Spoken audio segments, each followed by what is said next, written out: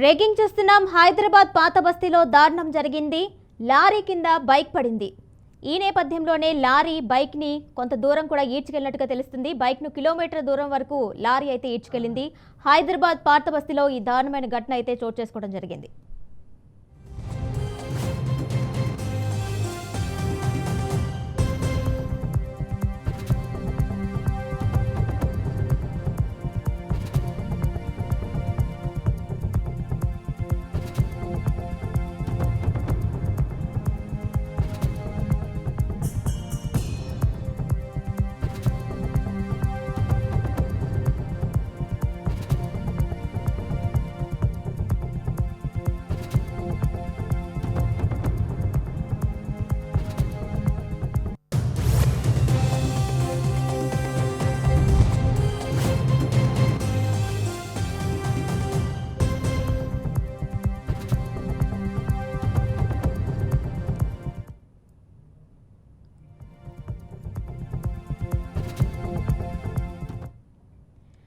Breaking చూస్తున్నాం. హైదరాబాద్ పాత బస్తీలో అయితే దారుణం జరిగింది.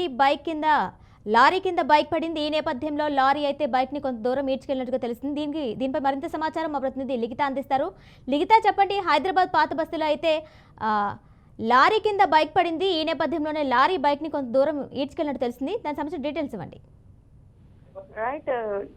హైదరాబాద్ పాత బస్తీలోనైతే అర్ధరాత్రి సమయంలో ఓ పెద్ద లారీ, దాదాపు 12 టైర్ల లారీ అయితే ఆ ఏరియాలోకి ఇన్వాల్వ్ అవ్వడం జరిగింది. అయితే ఆ సమయంలోనే ఓ బైక్ మీద ఒక వ్యక్తి బయటకు వెళ్తున్న సమయంలో అనుకోకుండా ఒక లారీ బైక్ ను ఢీకొనడం, ఆ తర్వాత బైక్ పూర్తి స్థాయిలో ఆ లారీ కిందికి వెళ్ళిపోయింది. దాదాపు 2 కిలోమీటర్ల వరకు కూడా డ్రైవర్, అంటే ఈ యొక్క లారీ డ్రైవర్ ఎవరైతే ఉంటారో అతను 2 కిలోమీటర్ల వరకు కూడా బైక్ ని ఆపకుండా ఈ యొక్క కార్ ఏదైతే ఇప్పుడు ఆ యొక్క లారీ ఉందో వాహనాన్ని ఆపకుండా ఆ విధంగానే ఈడ్చుకెళ్లడము, అంతేకాకుండా అక్కడ ఉన్న వ్యక్తి వెంటనే ఆ యొక్క గ్రిల్స్ ని పట్టుకొని మరి అతను నిలబడిన దృశ్యాలు కూడా కొన్ని సోషల్ మీడియాలో వైరల్ అవుతున్న పరిస్థితి కనిపిస్తుంది. అంటే ఏ విధంగా ఒక మనిషి కొంచెం మిస్ అయినా కానీ ఆ మనిషి పూర్తి స్థాయిలో ఆ యొక్క లారీ కింద పడి చిత్తు అయిపోయే పరిస్థితి. పూర్తిగా బైక్ అయితే ధ్వంసమైంది, కానీ ఆ యొక్క